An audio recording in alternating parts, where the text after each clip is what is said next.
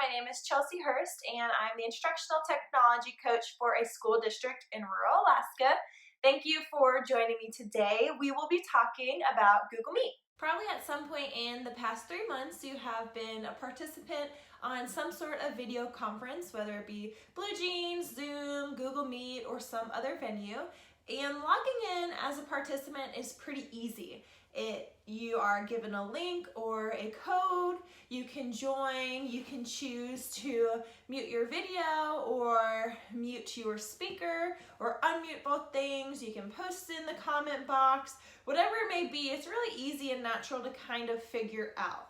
Well, as we probably continue with remote learning or some type of blended learning in next school year, it's really important that we learn how to be a presenter, because especially as you switch back and forth between different video conference tools, some of the settings to present are a little tricky, and we want to make sure that we have those down pat before we get on conference with students, parents, or colleagues. Today, I will be sharing some of my favorite tips on how to present using Google Meet. First, I have open 2 tabs. The first tab is what I plan on presenting, and the second tab is my Google Meet. Oops.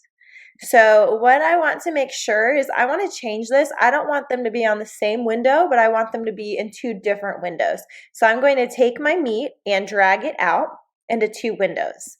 Now I'm going to kind of finagle the size of each window here, just so I can see everything. So I'm going to make that one there, this one here, oops, and we'll have it take up my whole area just like that. Awesome. So now I can see my Google Meet and my presentation at the same time.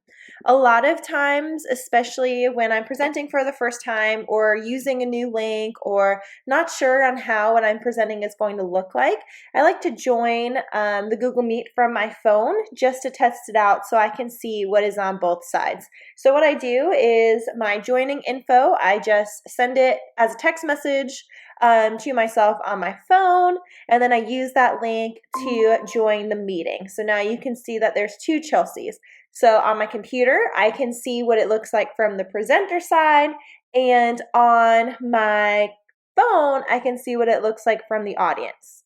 This is really important because during interactive sessions, I like to see the comments. So I want to make sure that I can see what I'm presenting and my Meet screen at all times. And then of course, if they have video on, I'll be able to see the participants as well.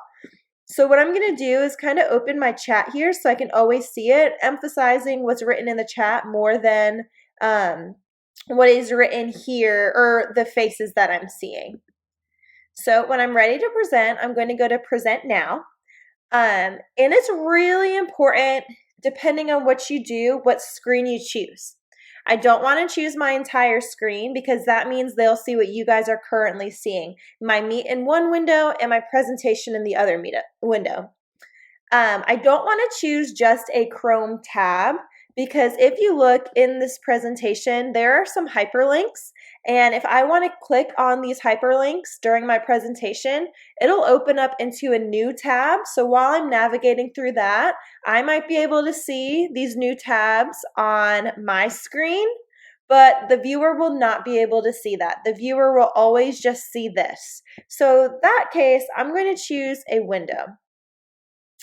And I'm going to go to my window that has my presentation.